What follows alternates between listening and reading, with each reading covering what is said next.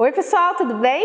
Ana Mangioli aqui desse lado, meu primeiro vídeo de cabelo novo, e hoje eu vou falar para vocês a respeito de uma dúvida que muitas clientes minhas tinham na minha clínica de estética. As minhas clientes geralmente chegavam sem saber qual é o tipo de gordura que elas tinham. Então eu vou falar um pouco para vocês hoje qual é a diferença dessas gorduras e como a gente faz para identificar, e também o que é legal eu consumir para evitar a gordura localizada e também a gordura visceral. Então eu vou falar para vocês de gordura localizada, gordura visceral e edema abdominal. Nossa, Ana, tem 3 coisas diferentes para essa região? Sim, temos 3 características diferentes para essa região. Então vou começar com a gordura visceral. A gordura visceral é uma das mais difíceis de serem tratadas. A gordura visceral, geralmente, eu vou colocar aqui uma imagem para vocês, mas é aquela gordura que eu não consigo mensurar. Então eu não consigo fazer prega na gordura. Eu não consigo pegar o pneuzinho. É aquela gordura que geralmente a barriga fica mais rígida e mais dura e o volume abdominal fica maior. Muitas clientes chegam com esse tipo de gordura na clínica. E aí a gente chama de gordura visceral e o formato da cliente é do tipo maçã, onde a região de cima é um pouco maior e a de baixo é longilínea normal. Existe também a mulher do formato do tipo pera e geralmente a região abdominal é normal e aí ela tem uma região maior na área dos culotes. Essa é a menos perigosa, tá? Então se você tem aí essa região, essa é a menos perigosa. Então vamos falar da visceral. Ana, o que é visceral? O próprio nome já diz. É aquela gordura que está intra-órgãos, é aquela gordura que além de estar abaixo da pele, ela está dentro dos órgãos do meu cliente. Pode estar fora e pode estar dentro. Então, por exemplo, se o cliente tem uma esteatose hepática, ele tem gordura dentro do fígado. E se ele tem essa protuberância abdominal, muitas vezes essa gordura também está ali no meio do intestino e isso vai causar nesse cliente um grande risco de infarto, de outras doenças, né, que acometem aí a síndrome metabólica que a gente fala. Então ele pode desenvolver diabetes e outras tantas doenças. Geralmente a gente pede para o cliente fazer um acompanhamento médico. Então, infelizmente, nem na estética comum, né, a estética que a gente lida dentro das clínicas, nem na estética médica, por exemplo, na lipoaspiração, a gente consegue solucionar o caso de gordura visceral. Então, se você tem gordura visceral, procure o médico quanto antes, faça seus exames, veja como está a situação dessa gordura, o que ela já agravou e faça um acompanhamento para ter uma alimentação adequada e a prática de atividades físicas, tá bom? Se você tem a gordura localizada, ela é mais fácil da gente tratar. Então, geralmente a gordura localizada a gente consegue fazer prega, pinça ela. Então, vou colocar aqui uma imagem de uma gordura visceral e de uma gordura localizada para vocês verem a diferença.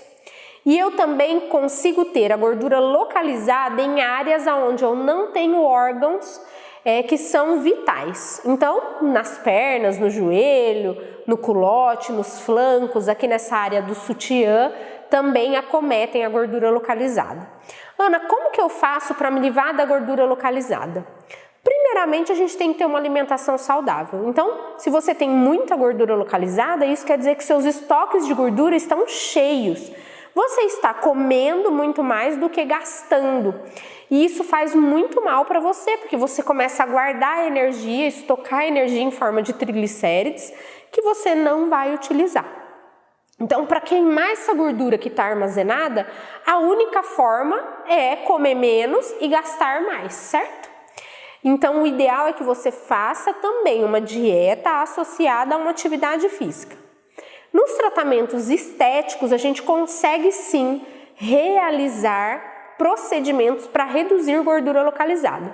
Então, consigo trabalhar com procedimentos que fazem quebra de gordura, consigo trabalhar com procedimentos que fazem necrose e apoptose.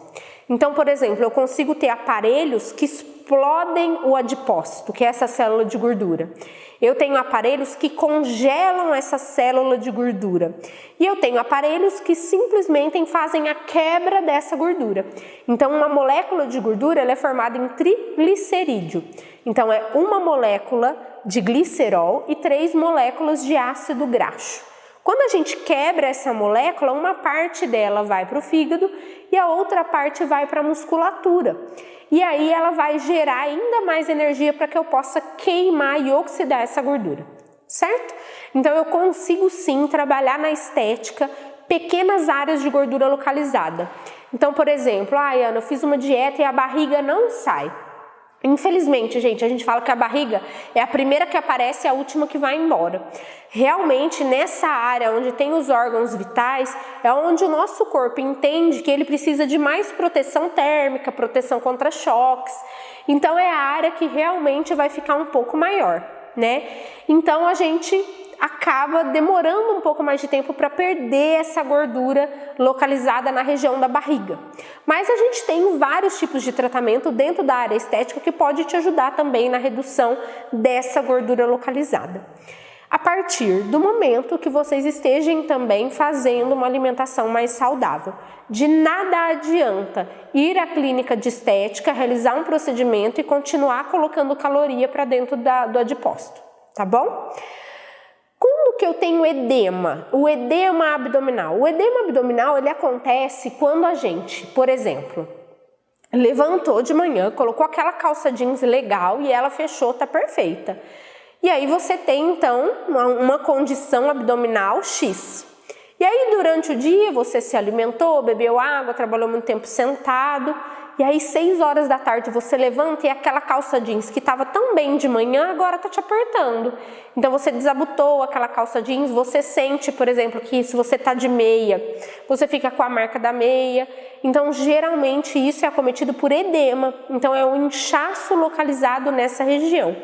Isso pode acontecer por vários motivos, pode ser sedentarismo, pode ser hereditariedade, pode ser falta de água e pode ser que você esteja se alimentando com muitos produtos industrializados, cheio de gordura hidrogenada e com alto índice de carboidratos e açúcares. Então o edema ele também acontece principalmente pelo sedentarismo e pela má alimentação, tá bom? O edema, é claro, é o mais fácil da gente solucionar, porque a partir do momento que eu tenho edema hoje e a partir de amanhã eu começo a ter uma vida mais saudável, eu começo a praticar um esporte, eu começo a fazer uma caminhada um pouco mais rápida e eu começo também a fazer uma drenagem linfática ou simplesmente me alimentar melhor, esse edema vai embora. Então eu consigo ter aí um resultado em 1 semana. Já a gordura localizada vai demandar mais tempo e disciplina e a gordura visceral um tratamento médico obrigatório. Eu trouxe aqui para vocês, então, alguns alimentos que podem nos ajudar neste processo aí de redução do edema e da gordura localizada. Todo mundo sabe aqui que eu amo a alimentação low carb e eu acho que é uma alimentação que dá para todo mundo fazer, independente se tem alguma doença ou não. É uma alimentação baseada em vegetais, né? Não é baseada em gorduras, não é baseada em proteínas. É uma alimentação baseada em vegetais de baixo índice glicêmico, em folhas, né, em legumes e verduras de baixo índice glicêmico, em frutas de baixo índice glicêmico, em carnes, qualquer uma que seja, vísceras. E também a gente pode usar as oleaginosas, as azeitonas, para também colocar aí como cereja de bolo se caso precisar fazer um lanche.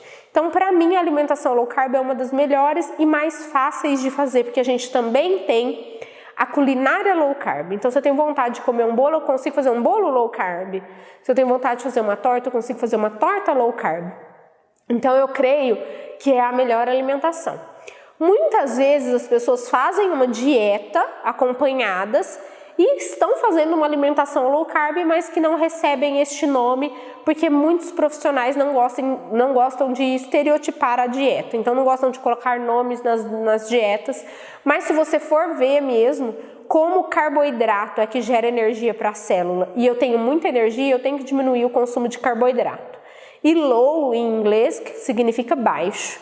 Então, baixo carboidrato é a alimentação low carb. Então, todas as alimentações para redução de peso são low carb.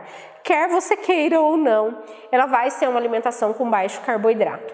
Então, eu nunca vi nenhuma outra dieta, mesmo a de comer de 3 em 3 horas, que o pessoal ainda usa muito, mas que tenha lá um prato cheio de arroz, um prato cheio de macarrão, 3, 4 pães por dia. Isso não vai existir.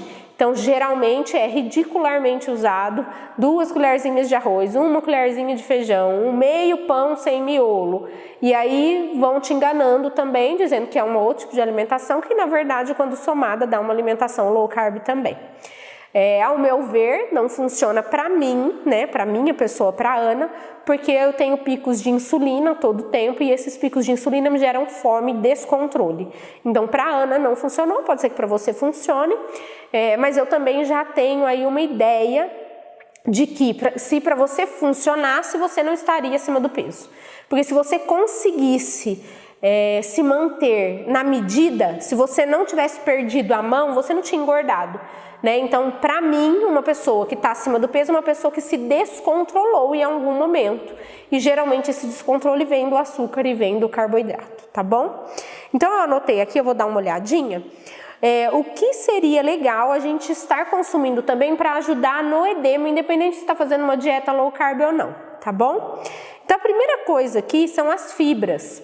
Então, eu preciso fazer uma alimentação rica em fibras. Vocês sabiam que o abacate é uma fruta muito rica em fibras, ela tem muito mais fibras, por exemplo, que o mamão. Então, se uma pessoa tem dificuldade de ir ao banheiro, geralmente elas falam, eu preciso comer mamão, que o mamão me ajuda a ir ao banheiro. O abacate também vai te ajudar, porque ele é riquíssimo em fibras, aliás, muito mais do que o mamão, tá bom? O abacate também é rico em magnésio, mais do que a banana. Então, muita gente fala, eu tô com um pouco de cãibra, eu acho que eu tô precisando de magnésio, eu preciso da banana. A banana tem alto índice glicêmico. Então, o ideal é que vocês consumam o abacate, né? Porque o abacate vai ser uma fruta com baixo índice glicêmico, que vocês vão conseguir se alimentar sem dar picos de insulina e vão estar seguindo aí a sua alimentação low carb. Então, o abacate é a minha primeira dica.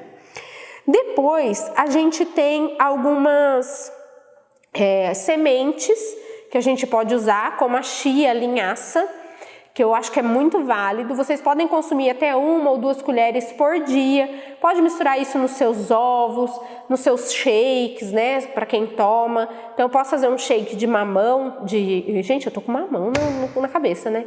Eu posso fazer um shake de abacate, por exemplo, com um pouquinho de leite de coco e colocar uma colher de chia para eu tomar. A chia também é rica em fibras e vai me ajudar nesse processo de saciedade também. Depois disso, a gente tem o cromo. O cromo ele foi estudado como um dos fatores que diminuem a quantidade de insulina no sangue.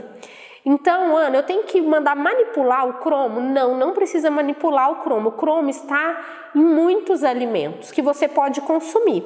Mas se é um déficit, se você não gosta, aí sim você pode manipular. O ideal é consultar um profissional que possa poder indicar as miligramas que vocês precisam aí de acordo com o seu peso, sua idade, sua altura e seu sexo, tá bom? Então, quais são os alimentos aqui ricos em cromo? Primeiro é o brócolis. Gente, o brócolis, sabiam que o brócolis é ele está numa lista dos 10 melhores alimentos do mundo. Então, o brócolis ele é excelente, rico em vitamina C, fibras, então ele é rico em cromo também, pode te ajudar nessa suplementação. Depois tem canela, alface, cenoura crua, o pepino, a berinjela, o chuchu, o alho, a cebola, tudo tem cromo. Por isso que muitas vezes, se você se alimenta bem, você não vai precisar suplementar o cromo. O ideal é que você consulte um profissional para saber se realmente você precisa.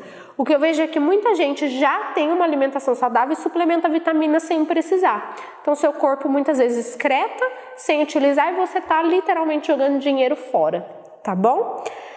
O próximo aqui é o ômega 3. O ômega 3 também ajuda muito nessa parte de absorção das gorduras ruins e ajuda a baixar o colesterol.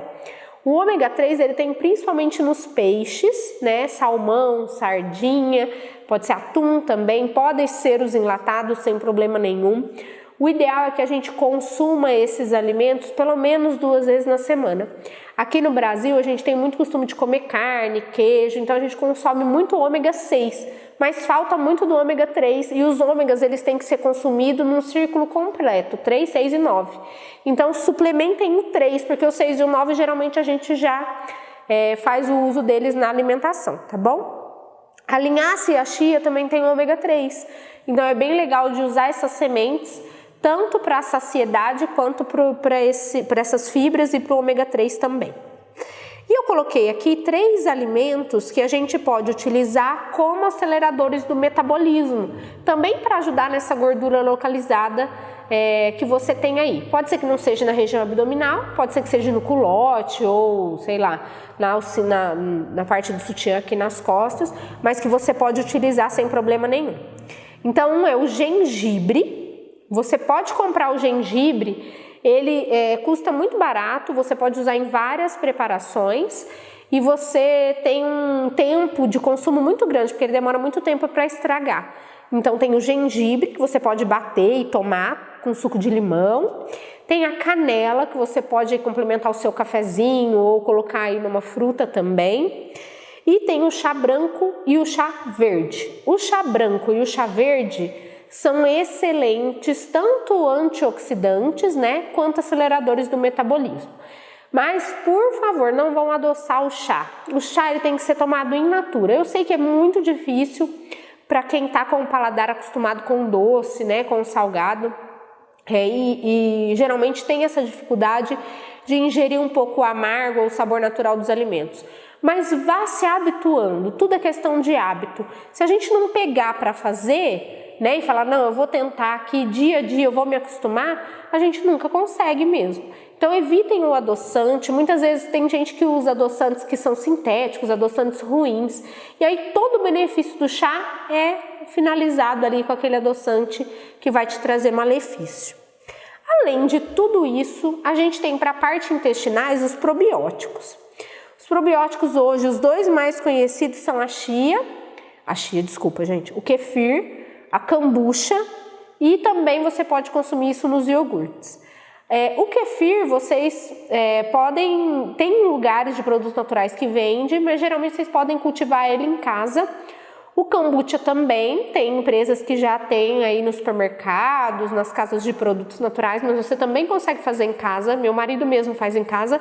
Qualquer dia eu vou ver se eu consigo gravar um vídeo aqui para ele mostrar para vocês como que ele cultiva, como que ele faz. Essa semana ele fez um de uva, ficou ótimo. E os iogurtes naturais. Sempre verifiquem a quantidade de ingredientes desse iogurte. O iogurte ele tem que ser natural. Você pode colocar sua chia, sua linhaça dentro desse iogurte, que vai ser excelente para o seu intestino. A saúde intestinal é um dos passos fundamentais para a gente ter qualidade de vida também.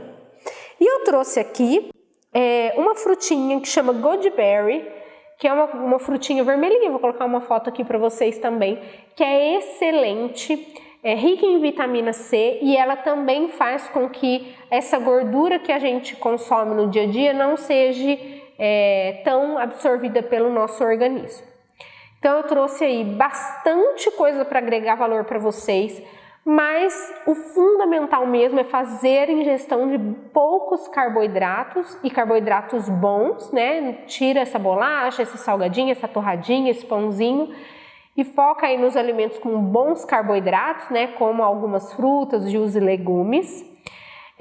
Evitem as gorduras hidrogenadas. A gordura hidrogenada ela não tem papel fundamental no nosso organismo. Então quando a gente come, nosso organismo não sabe o que faz com ela, então geralmente ele estoca ela para dentro do adipócito. Então esqueçam as gorduras hidrogenadas. A gordura hidrogenada é algo inventado, então ela não é biocompatível com o nosso corpo. Então foque aí nos azeites, né, nas manteigas, no óleo de coco, que também é ótimo, rico em ácidos graxos, são excelentes para o nosso organismo. Muita água, muita hidratação e exercite-se. O exercício ele não é fundamental no emagrecimento, né? A gente sabe que 95% é o que a gente leva para a boca, mas esses 5% são muito importantes porque eles geram hormônios do bem e abaixam os hormônios ruins. Então isso é fundamental para que a gente persiga na dieta. Então isso ajuda muito na disciplina da alimentação, tá bom? Espero ter ajudado vocês a saber diferenciar agora o que é uma gordura visceral de uma gordura localizada. E antes de terminar, vou dar uma última dica. Se você quer saber se a gordura abdominal que você tem hoje é uma gordura abdominal saudável, né, que está ali dentro da normalidade ou que já está preocupando, eu tirei aqui um dado que é utilizado como medida para que vocês possam saber se realmente vocês já correm algum risco das comorbidades, da síndrome metabólica, tá? Então, acima de 80 centímetros de circunferência abdominal nas mulheres, vocês já têm risco aumentado de desenvolver síndrome metabólica. E acima de 94 centímetros para o homem, vocês também têm risco aumentado de desenvolver síndrome metabólica, colesterol, diabetes, etc. Então, como que eu vou medir isso, Ana? Pega uma fita métrica, pode ser essa aí que está na sua casa mesmo, não precisa comprar nenhuma específica, e você vai medir isso em cima do seu umbigo. Então, pega em cima do umbigo e faz essa métrica. Se estiver dando mais de 80 para as mulheres e mais de 94 para os homens, o risco já está aumentado em desenvolver síndrome metabólica. Então, meçam aí, comentem aqui para mim se o seu tá bem ou se não, se você vai começar a tomar mais cuidado agora. Eu espero que eu tenha ajudado vocês a diferenciar esses tipos de gordura e a entender que não existe milagre nem pílula mágica, mas existem muitos alimentos e a nossa cura está nos alimentos que podem nos ajudar no nosso dia a dia. Tá bom? Um beijão e até o próximo vídeo. Tchau!